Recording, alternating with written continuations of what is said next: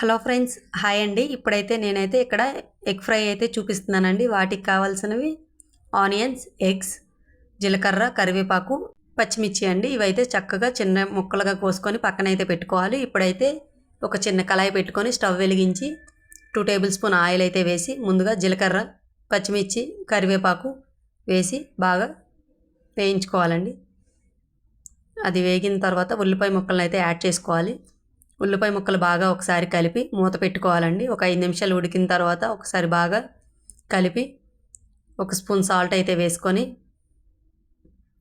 బాగా కలుపుకోవాలండి. ఉల్లిపాయలు బాగా వేగిన తర్వాత ముందుగా కొట్టు పెట్టుకున్న 2 కోడిగుడ్లను అయితే వేసుకోవాలి. వేసిన తర్వాత మూత అయితే పెట్టేయాలండి.